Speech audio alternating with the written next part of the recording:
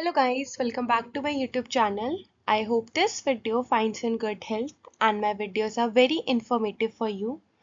तो जो आज की हमारी वीडियो है वो आपके सेमेस्टर 3 के वाइवा के बारे में कि कैसे आप अपने वाइवा के लिए प्रिपेयर करो और क्या क्या की पॉइंट्स है जो आपको ध्यान रखने की बहुत ज़रूरत है, कौन कौन से एक्सपेक्टेड क्वेश्चंस है, कौन कौन सी आप कह सकते हो कि प्रैक्टिकल चीज़ें हैं। जब आप लेसन प्लान को प्रेजेंट कर रहे हो तो आपको उन चीज़ों का ध्यान रखना है और उसके लिए मैंने एक प्रैक्टिकल एक्सप्लेनेशन लेसन प्लान की करके भी दिखाई है और कब और कैसे आपको अपना टीएलएम यूज़ करना है। तो पूरी वीडियो लास्ट तक ज़रूर देखना एंड मेरे चैनल को ज़रूर सब्सक्राइब करना और अपनी फ्रेंड्स में सारी जगह ये वीडियो शेयर कर दो। नाउ मूविंग फॉरवर्ड, कुछ की पॉइंट्स है जो आपको याद रखने हैं। द फर्स्ट वन इज कि आपका एक लेसन प्लान बनेगा। अब जो आपके दो सब्जेक्ट है, मैं यहाँ पे अपने दो सब्जेक्ट की बात करूँ तो मेरा एक इंग्लिश का था और एक मेरा एसएसटी का था। तो एक एक लेसन प्लान तो आप इनके बनाओगे, प्लस उनकी एक एक कॉपी बनेगी। एक कॉपी आपकी एक्सटर्नल के पास रहती है और एक कॉपी आपके पास क्लासरूम में रहती है, बट वो वाली कॉपी आपको यूज करनी अलाउड नहीं होती, आपकी वो टेबल पे रखी रहती है। Next point is before present. जब भी आप अपना वाइवा प्रेजेंट करने जा रहे हो, मैं मेन डे का बता रही हूँ, उससे पहले जाके जिस भी क्लास में आप जा रहे हो एक बार उन बच्चों से जरूर जरूर मिल लेना एंड उनकी जो भी टीचर है उनको इंस्ट्रक्ट कर लेना या एक फ्रेंडली नेचर रखना उन टीचर के साथ भी। जो उनकी टीचर है स्टार्टिंग से अपना ऐसे थोड़ा रखना कि मैम प्लीज क्लास में आप बच्चों को एक्सप्लेन कर दो, क्योंकि कुछ कुछ टीचर्स होती है जो कोऑपरेटिव नहीं होती, मैंने इसे सुना है। बट मेरे साथ तो हमेशा टीचर्स कोऑपरेटिव ही मिली है, तो बच्चे भी कभी कभी बीच में बहुत गड़बड़ी कर देते हैं, जानबूझ के क्वेश्चन पूछेंगे। तो ये सारी चीज़ें आप पहले अपनी सेट कर देना, ये चीज़ आपको कोई बताने नहीं वाला है, तो ये ज़रूर इसका ध्यान रखना। नेक्स्ट पॉइंट, जब भी आप अपना प्रेजेंटेशन के लिए जाओगे, आपका जो मेन एक्सटर्नल वाला दिन है, उससे पहले अपने घर पे एटलीस्ट वो लेसन प्लान अपने एक रूम में मिरर के सामने प्रेजेंट करके ज़रूर देखना। ये बहुत अंडररेटेड चीज़ आपको लग रही होगी, आपको लग रहा होगा नहीं नहीं मैं कर लूँगी, बट ट्रस्ट मी आप कर लोगे। मैं आपको ये नहीं बोल रही आप नहीं करोगे, ऑब्वियसली आप बहुत अच्छा करोगे, बट प्रैक्टिस ज़रूर करके जाना। Next point, learn the concept before explaining.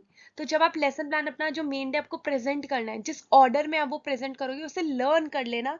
पहले खुद को समझाना कि आप क्लास में कैसे समझाओगे, क्योंकि जब आपको वो कॉन्सेप्ट आपको अच्छे से खुद समझ आएगा तभी आप बच्चों को समझा पाओगे, वरना ऐसा लगेगा कि आप रटी रटाई चीज़ें, रोट मेमोराइज चीज़ें क्लास में जाके प्रेजेंट कर रहे हो। तो खुद पहले प्रेजेंट करना घर पे बहुत ज़रूरी है, अपनी फैमिली के आगे, कई फ्रेंड्स के आगे ज़रूर प्रेजेंट कर लेना। नेक्स्ट पॉइंट, अब बहुत बच्चों को होता है कि जो उनका लेसन प्लान है क्या वो एनसीईआरटी से बनाए या फिर जो स्कूल की बुक है उससे बनाए। तो मेरे को भी बहुत कंफ्यूजन रहती थी, क्योंकि हमारे स्कूल वालों ने तो, कॉलेज वालों ने तो अलाउड कर दिया था कि आप अपने एनसीईआरटी से बना लो, बट बहुत बच्चे जिनके स्कूल वाले बोलते हैं कि आप उन्हीं की बुक से बनाओ जो उनके जिस स्कूल में आप प्रेजेंट कर रहे हो जो वहाँ पे बुक लगी हुई है। देखो, आप उस बुक से तो बनाओ, पर कंसेप्ट को थोड़ी ना कोई चेंज कर सकता है। जो कंसेप्ट एनसीईआरटी के अंदर होगा वो ही उस बुक के अंदर होगा। ये हो सकता है कि बुक जो पब्लिशर्स की होती है वहाँ पे ज़्यादा डिटेलिंग दी होती है और कुछ वर्ड्स है वो थोड़े डिफिकल्ट होते हैं, बस ये डिफरेंस होती है, पर कंसेप्ट चेंज नहीं होगा। तो कंसेप्ट क्लियर करने के लिए आप एनसीईआरटी को रेफर कर सकते हो। नेक्स्ट पॉइंट, ट्राई करो कि जब भी आप क्लास में एक्सप्लेन कर रहे हो तो आप बायलिंगुअल लैंग्वेज यूज़ करो, हिंदी इंग्लिश दोनों यूज़ करो। मेरी ये प्रेफरेंस रहती है। प्लस बाकी डिपेंड करता है आपके ऊपर कि आप कौन सी लैंग्वेज में ज़्यादा कॉन्फिडेंट हो। अगर हिंदी में हो और कॉलेज वाले अलाउ करें तो गो फॉर इट। एंड बाकी स्कूल पे भी डिपेंड करता है कि स्कूल की कोई रिस्ट्रिक्शंस तो नहीं है, बट अगर कुछ भी रिस्ट्रिक्शंस कहीं से नहीं है तो मेरी प्रेफरेंस ये कि आप बायलिंगुअल लैंग्वेज में ज़्यादा मतलब मैं प्रेफर करूँगी कि आप अपना प्रेजेंट करो, क्योंकि हर तरह के लर्नर्स होते हैं। इंग्लिश बच्चे भी है जो इंग्लिश समझ आ जाती है जिन्हें, हिंदी वाले बच्चे भी हैं जिनको हिंदी समझ आती है। एंड बायलिंगुअल एक ऐसी लैंग्वेज है जो आपको पढ़ाने में भी मज़ा आएगा और उनको पढ़ने में भी मज़ा आएगा। नेक्स्ट पॉइंट, जब एक्सप्लेन करो तो कुछ सिंपल वर्ड्स का यूज़ करना, कोई भी टेक्निकल टर्म ऐसा मत यूज़ करना, क्योंकि बच्चे आपको तुरंत वहाँ पे पॉइंट आउट कर सकते हैं कि मैम इसका क्या मीनिंग है, और उस वक्त आपको उसका मीनिंग नहीं पता तो आपका पूरा वाइवा वहीं पे फिनिश। तो सिंपल वर्ड्स यूज करना, एक्सटर्नल के आगे ज्यादा शो ऑफ करने की बिल्कुल कोशिश मत करना, बी नेचुरल, जितने रॉ आप रह सकते हो। नेक्स्ट पॉइंट वही कि लेसन प्लान को अपना रिवाइज जरूर करके जाना। Be confident. अब बहुत बच्चे जिन्हें लगता है कि मैं कैसे बोलूंगी, बच्चे हैं, मेरी इंसल्ट ना हो जाए, ये सारी कॉमन चीज़ें जो मेरे को भी अपने टाइम पे लगती थी और मेरे ऑलमोस्ट बैचमेट्स को लगती थी। बट ट्रस्ट मी, जो सुपीरियर पावर क्लास में किसी के पास है वो टीचर के पास ही है। और मैं आपको बता रही हूँ ना, जाके बच्चों से थोड़ा फ्रैंक हो जाना, उन्हें समझा देना, बट इतना भी फ्रैंक मत होना कि वो फिर पढ़ाते वक्त ज्यादा ही मस्ती मजाक के मूड में, एक आप समझ गए कि बैलेंस मेंटेन करना। एंड द लास्ट पॉइंट इस स्लाइड का बहुत इंपॉर्टेंट, कि जो आपका ब्लैक बोर्ड है उसे प्रिपेयर कर लेना बिफोर हैंड। ये आपको ना कोई टीचर बताएगी, कोई भी नहीं बताने वाला। आपको क्या करना है, सबसे पहली चीज, डेट लिखी होनी चाहिए आपके बोर्ड पे, टॉपिक मेंशन होना चाहिए जो आप पढ़ाने जा रहे हो, मतलब अगर चैप्टर का नाम आपका टॉपिक के अंदर आना चाहिए, सब टॉपिक जो आप वहां पढ़ाओगे प्रेजेंट करोगे, and your subject, very very important. फिर next, divide your topic in which topic. हाँ, तो अब जो आपका टॉपिक है, जिस ऑर्डर में आपका लेसन प्लान चलेगा, उसमें आप डिवाइड कर लेना पहले ही कि कहाँ पे आप ब्लैक बोर्ड एक्टिविटी का यूज करोगे, कहाँ पे आप टीएलएम का यूज करोगे, कहाँ पे आप फ्लैश कार्ड का यूज करोगे, और कहाँ पे आप अगर चार्ट है या पीपीटी है उसका यूज करोगे। वो डिपेंड करता है कि आपके कॉलेज वालों ने कितना टीएलएम आपको यूज करने के लिए बोला है। Next point, lesson plan. तो मैंने एक लेसन प्लान यहाँ पे बना के दिखाया है आपको, ग्लोब का लैटिट्यूड्स एंड लॉन्गिट्यूड्स, ये आपके एनसीईआरटी की बुक का चैप्टर है 6th क्लास का। तो पहले मैं आपको बताती हूँ कि वर्किंग मॉडल जो सबके कॉलेजेस में बोला गया होगा कि आपको एक वर्किंग मॉडल बनाना है, तो यहाँ पे आप ग्लोब का एक वर्किंग मॉडल कैसे बना सकते हो। एक बॉल आप यूज कर सकते हो, बड़े वाली जो बॉल आती है 10 रुपीज की, 20 रुपीज की आती है, और उस पर ऐसे डेकोरेट कर सकते हो। जो आपका हीट जोन है उसे आप अपना मेन टीएलएम बना सकते हो, फ्रिजिड जोन दिखा सकते हो, टॉरिड जोन, टेम्परेट जोन, और यहाँ पे बीच में tropic of cancer and capricorn भी आप ऐड कर देना। ऊपर north pole and south pole भी आप ऐड कर देना, इस डायग्राम में नहीं है। और ऐसे आप एक बॉल पे बना सकते हो घर में ये वाला टीएलएम। एंड अब इसको वर्किंग बनाने के लिए आप क्या कर सकते हो, क्योंकि सोशल साइंस में तो वर्किंग मॉडल प्रेजेंट करना बहुत मुश्किल होता है। तो वर्किंग बनवाने के लिए आप घर में मॉडल बनाने के बाद बाहर से इसके नीचे एक मोटर ऐड करवा सकते हो, जिससे कि एक सर्कुलर फॉर्म में घूमे, या फिर लाइट्स भी आप ऐड करवा सकते हो। तो ये दो चीज का यूज करके आप अपने मॉडल को वर्किंग मॉडल बना सकते हो। नेक्स्ट पॉइंट, इस जो आपका टीएलएम है ये बड़े साइज का होना चाहिए कि सबको दिखे, तो जो बॉल है वो बड़ी यूज करना। एंड वेरी इंपॉर्टेंट थिंग जो हमें कॉलेज से बोला गया था, कि जो टीएलएम है उसमें थर्माकोल का यूज बिल्कुल भी मत करना। Now coming to the main lesson plan, कि आप अपना मेन लेसन प्लान कैसे बनाओ। तो टोटल आपके लेसन प्लान में 4 to 6 पॉइंट्स होने चाहिए, जो आप इलेबरेट करोगे वो डिपेंड करता है आपके ऊपर, बट मैं बोलूंगी 4 to 5 ले लो या 6 ले लो, अगर आपको ज्यादा एक्सप्लेन करना है, ज्यादा वेल प्रिपेयर्ड हो। क्योंकि अपने लेसन प्लान को ट्राई करना कि आप कॉम्पैक्ट रखो, मतलब छोटे रखो, क्योंकि लेसन प्लान का मतलब क्या है, एक दिन में आप कितना पढ़ाओगे। तो 35 मिनट्स का जैसे मेरे स्कूल में पीरियड होता है, तो उसमें मैं ज्यादा इधर तो मैंने फिर भी 4-5 लिख दिया, मैं 3 टॉपिक से ज्यादा नहीं पढ़ा पाती हूँ। तो पहला टॉपिक आप ले सकते हो कि व्हाट इज ग्लोब, इसमें आप एक्सप्लेन करो कि मीनिंग क्या है ग्लोब का, और इस वक्त आप ग्लोब का भी यूज कर सकते हो। ये कंफ्यूज मत होना, ये टीएलएम तो आपका हीट जोन्स का है जो इसके बाद का टॉपिक है। इधर आप ग्लोब को इंट्रोड्यूस करने के लिए ग्लोब जो लाइब्रेरी में स्कूल में प्रेजेंट होते हैं, या फिर घर से भी आप ले जा सकते हो। फिर मीनिंग ऑफ ग्लोब के बाद आप कैरेक्टरिस्टिक्स ऑफ ग्लोब, या तो इसी के अंदर ऐड कर दो ये वाली हेडिंग, या फिर एक अलग आप पॉइंट बना सकते हो कि कैरेक्टरिस्टिक्स क्या होते हैं ग्लोब के। एंड जब आप ये ग्लोब वाला सम अप करोगे अपने एक्सप्लेनेशन के बाद, कि globe is a true miniature of the earth, जो भी एक्सप्लेनेशन है, उसके बाद आप एक लाइन ऐड कर सकते हो कि जैसे जो बास्केटबॉल है वो रिप्रेजेंट करती है शेप ऑफ अ बॉल, वैसे जो ग्लोब है वो रिप्रेजेंट करता है एक शेप ऑफ आवर प्लैनेट। फिर नेक्स्ट टॉपिक पे आप आ सकते हो, heat source of the earth. तो मैंने यहाँ पे लिखा है कि use TLM in the beginning. तो आपका जो ये स्टार्टिंग वाला है ना ग्लोब वाला, ये हार्डली आपके 2 या 3 मिनट्स लेगी ये वाली बुलेटिन।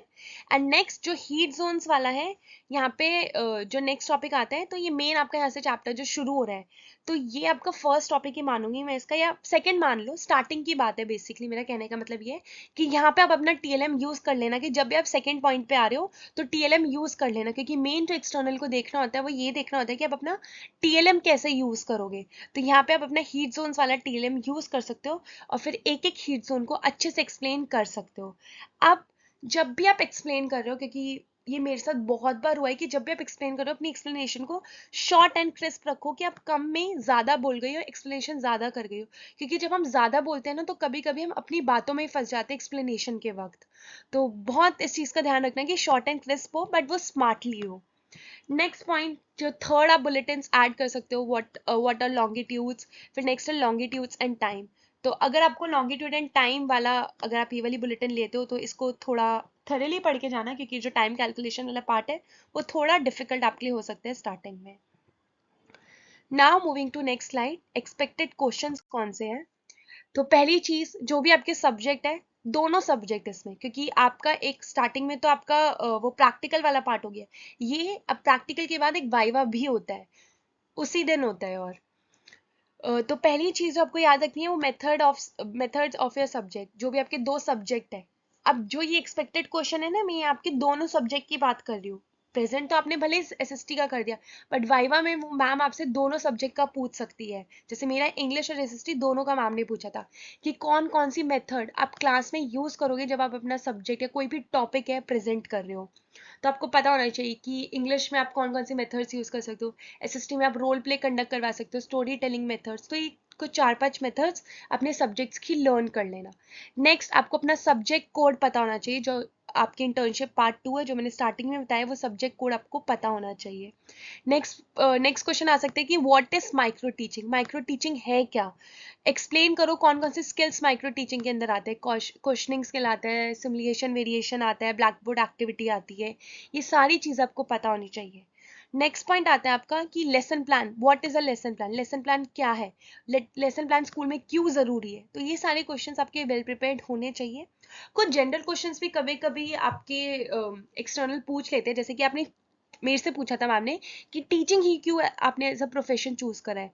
तो ये क्वेश्चन आपको लग रहा होगा कि कैसा क्वेश्चन है, बट कभी सोच के देखना कि आपके पास ना कोई अट्रैक्टिव आंसर नहीं है इसका।